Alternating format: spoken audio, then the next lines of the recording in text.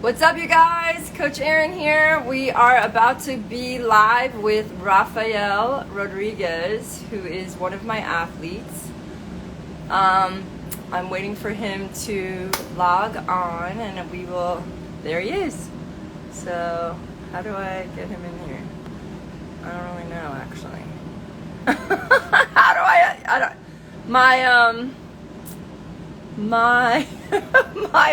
The guy who always helps me with this is not here. Rafi, how do I get you in here? So I see you there. Oh, there it is. Request. Go live. Yes. Here he comes. He's coming on, I believe.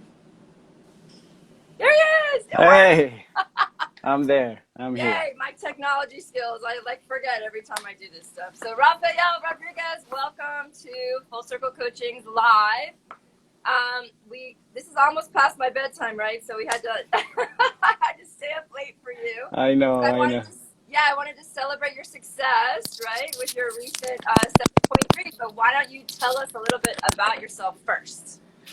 Well, my name is Rafael Rodriguez. I'm from Venezuela. I've been living here in Miami for the past 10 years or so, a little bit more than 10 years. Okay. And I work for Tucci, an umbrella company that manufactures umbrellas here in South Florida. And I'm 50 years old. And your son?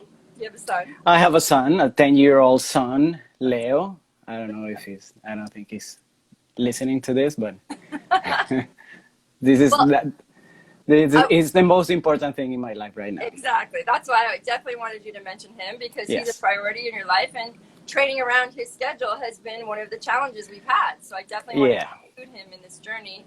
Yeah. And talking to other people that it's possible for them to do what you've done, right? It is. Balance work and a child and that schedule, right? But Right. so when did we meet? Like, where were you before Full Circle, and why did you just decide to join Full Circle? Because it's been a couple years now. Yeah.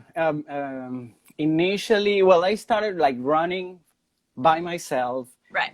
Watching YouTube videos, Right.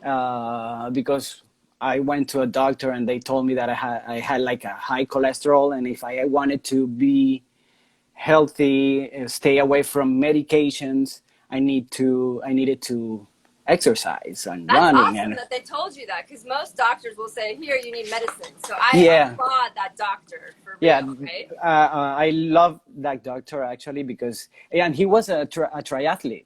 Oh, cool. I recently learned that like 2 years ago, and I've been seeing this guy like for 10 years since I got here.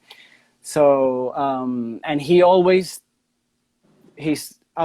been always avoiding to give me medication for my cholesterol. So he's always in top of my exercising and good healthy food and everything. Right. Cool. So I started running by myself, watching YouTube videos. Then a cousin of mine asked me to, hey, why don't you sign in for the Miami Half Marathon? And for me, that was like, I don't know, only pros can do that, you know? Right. Yeah. I signed it for a 5K with the company, that Mercedes-Benz. Right. I remember that. Downtown. Yeah, downtown. And I remember I did like 45 minutes, my first 5K in my whole life. And I was sore for a week or so. Right. It was terrible. Yeah. That was my first like running with a lot of people around me, no? Yeah. And I love that. I love the experience. Yeah. Even though I was sore for a week, and I did 45 minutes my first 5K. But I love that, and then I wanted to get more serious about that, no? Okay. I kept signing for half marathons and doing 3 hours, 2 hours 50, 2 hours 45, like walking and running a little, sore for a week again. Right. And then in about 3 years ago, a friend of mine told me to go with her to a triathlon race here in Key Biscayne. Uh-huh. So I said, yes, why not? And I went with her, and I immediately fell in love with that ambient the people, the biking, people swimming, people running, people, you know, and I love that. I loved it. I want And that. I want that. No more running and running and running, because I was like getting tired Right. of just running without any guidance Right. and doing 2 hours and 45 minutes, and Right. other friends of mine were doing sub 2 hours, and how Oh do you no. do Okay. that? Competitive. You started to get competitive. Yeah, kind of. Yeah. Or yeah, I didn't want to, get frustrated. Not the competitive level, but I didn't, I wanted to go a little better, Better. You wanted to Yeah. improve. Yeah, that's Yeah. human nature. To Human improve. Yeah. And then after that race that I went with my friend, um, I start looking for a coach, or I didn't know anything about triathlons. And I saw Danny, one of our coaches, in Instagram, and I immediately, direct message to her, and she immediately referred me to you and to Full Circle coaching Sure. team. And then that's why got in touch with you, and the rest is history. Yeah, correct. So yeah, so we stayed short course for 2 years, right? So we focused on everything short, swim, bike, run, and sprint distance, Right. right? And so what were some of the challenges that you maybe had those first 2 years? I'm schedule was one, right? So we would balance your schedule with when you had your son and when you didn't, and you would be able to train with us on the weekends when you didn't have him, and it worked out, right? So that, talk about any of the struggles you had in short course. I managed to balance my personal life, my work, and then training. But it's doable. It's possible. Everybody can do that. Even I don't know, single moms. I'm not a single dad, but I had my son like 50% of the time. So yeah, so you are. You're a single dad. I mean, that's what that means, right? That you have to balance when you're with him. You can't do stuff that you can do when you're not with him, right? Right. I mean, I have that struggle too, but my daughter's older, right? So, in these younger times and these younger ages, you do have to balance more, but you were still able to improve. You got better swimming. You got better biking. You got better running. You would show up whenever you could to the group sessions, but you did a lot of training on your own, I did a lot of training on my own, yes. Just because you had to. Because, I couldn't take my 6-year-old at that time, a 7-year-old son, to a training or wait for me in the car. No, it's not possible. So you have to find the way of your own and train by yourself. I don't know, around your son, whatever it's, your schedule. But you got it done. That was the one thing, I was able to keep track of you on Training Peaks, and I could see the workouts were getting done. And then you would come to the races, and every single race you would get better.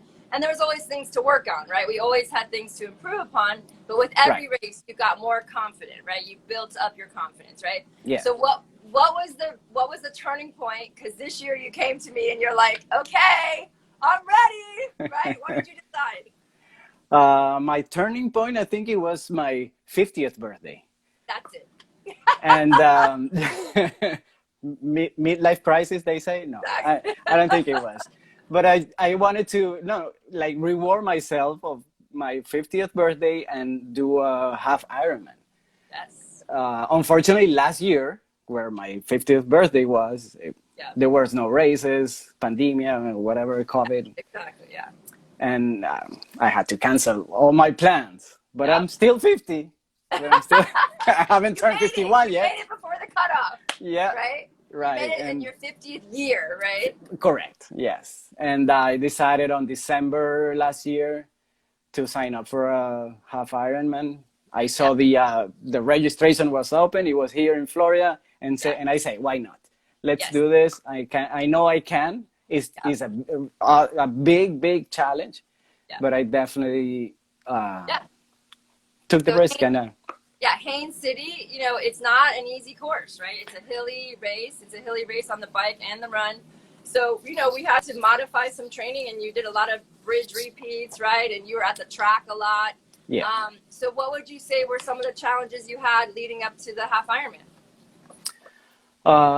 The training time was challenging. Yeah. Some days that I saw my training peaks that I had like 1.5 hours biking and then 45 minutes running, and I couldn't do it. I needed to, I did my bike and I go to work and then took my son to the baseball practice. And while he's practicing, I'm running my 45 minutes after. I didn't do it like in my training, back to back, like in my training peaks, but I managed to do my own time, my own training based on my personal schedule. Yeah, but so honestly, 80-20, like if you can hit 80% of the workouts, you can have an amazing result, right? It doesn't have to be 100%, right? Correct. And you're proof of that. So let's talk about the race a little bit, because you know, you did an amazing race. It was challenging. It was hot. Like, talk about some of the challenges you overcame during the race, because, you know, a half Ironman is not a sprint. It's not an Olympic, right? Yeah. It's definitely something more challenging, and you don't know what to expect the very first time, right? So talk about some of those challenges. Yeah, maybe when you're not expecting, it's better. It's better than to know where you're going to, right? Right. So I wasn't nervous. I wasn't nervous at all. Well, you did the training. Like, you had the training. I did the training. I followed all my training peaks in the last 4 months. So I was confident. Yeah, you were I was confident that I was going to be able to finish it, at least. For sure. I had my ideal timing. Yeah. I have everything, but I wasn't like nervous or my. Let's see. Let's talk about the race. At the beginning, the swimming. I trained I did all my open water training with my wetsuit. Right. And when we get to the race, the first thing I hear on the big speakers, "Hey, no wetsuit allowed. The water temperature is over 76 degrees." And I say to myself, "Oh my God." that was my first. I have to say, we have a video of you when you're first starting to swim, and you can see in your body language, like, the hesitancy. Like, you're like, you know, okay, I'm gonna do this. Like, I'm starting, but it wasn't like, yeah, let's go. Like, I could see that, you know, something had changed, right? So that was obvious, right? But yes, that's funny. And a couple of those short races, I remember having like a water panic attack. Yeah. So this is a long race. I don't want to have a panic attack in a 1.2 mile swim. Yeah. So I was confident because of my training, but I didn't want to, you know, put things in my mind that will lead me to a panic attack or whatever. But I was confident. Once I got to the water, and the water temperature was perfect. I loved the swimming. Yeah. That wasn't my favorite part of the whole Ironman. Yeah. And while I was swimming and stroking, breathing and everything, I was just like, this is amazing. This is amazing. That was my mindset, the whole course. Right. And I felt great. I felt great the swimming. First time when I saw the pictures that they sent you, I saw my smiley face going off the water that I never saw in other pictures from other races. Right. So it was definitely great. The swim was perfect. Then the bike, let's see, the bike was hilly. Yeah.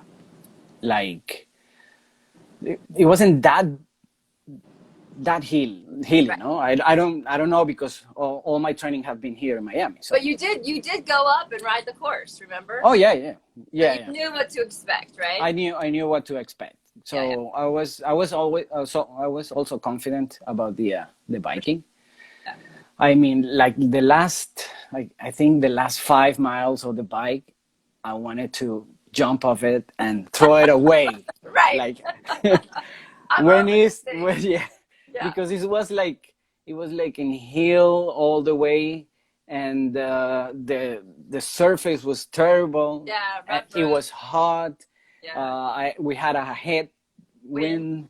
Yeah. I didn't want to completely. Yeah, it was very challenging, and then you have to, you know, mindset to finish this strong, because you need to go and run a half marathon. Right. 13 miles off that bike, right? Yeah. So what did you do in that moment when you were like, okay, I'm done, but I'm not quitting, right? So what? Yeah, definitely. My mind was stronger than my thoughts, my ugly thoughts of throwing the bike. Yeah, and I overcame that, and I just push through those last 5 miles and got to the transition.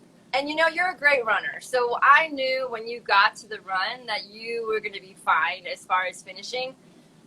You know, you've hit your track workouts. Whenever you come to the track, you're always successful, right? You know how to run. So what happened during the run? Was there any struggle during the run? Did you have any cramps or anything like that? Yeah, I struggled. It was my worst running experience, I can say that. It's hard, right?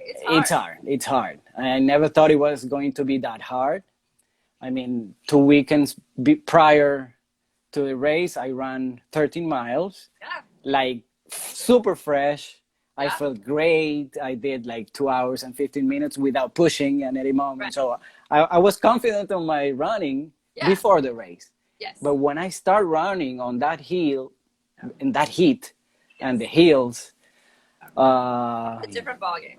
Yeah, after biking 56 miles, right. It was another. I was kind of frustrated with myself because I couldn't push as I wanted to, you know? And I train all this. Your body breaks down. Like your body, like if you're not having enough nutrition and your body's using a lot of calories to help cool yourself down. So there's all these logistics that happen on long course races that don't happen during short course races, right? So the first one, honestly, is a logistical race. Everyone is a logistical race, but the first one is just figuring out what works for you, right? In the moment. But every race is going to be different too. So what did you do to tell yourself, like you were frustrated with yourself, you couldn't go faster, you weren't able to put down the run that you know you're capable of. So what helped you keep going? Like what were you thinking about? I started thinking that, all my training, I couldn't, throw it away and just quit. I had 5 or more than 5 months of training. So I just put my mind again back in track and say, hey, even if we do it slow, let's do it. Let's just do it. Yeah. If I have to walk up the hills and then run again down hills, okay, it doesn't matter. When I saw people with tattoos, Ironman tattoos, walking I said, oh my God, if they're walking, I can walk. No shame of that. I'm allowed to walk. And I saw people like really struggling, sitting in the side of the road, waiting for an ambulance wow. It was hot. It was hot. People were dehydrated, and it was a tough race. It was so hot at the end. Okay, so what happened in that last mile? What happened? Cramp. I start cramping my legs, my hamstrings, my hamstrings. First time I cramped running. Ever in my life. Yeah, things happen like that. When you have that much heat and you push the longer distances at race pace, the cramps can come on, and they're notorious for Florida races. Like Florida races are notorious for having those cramps, right? Yeah. So you knew you only had a mile left, right? So I put all my energy into those crampy legs, and I say, hey, let's go, let's do it. It's just 1 more mile. Exactly. If I have to crawl after I finish, I don't matter. That doesn't matter. Right. And I just wanted to finish strong, and I pushed all I can, I could. And so what was that feeling when you finally crossed the finish line? I have pictures, right? We're going to put this I think. What's your Instagram so people can go look at all your pictures? But it's Rafi0970.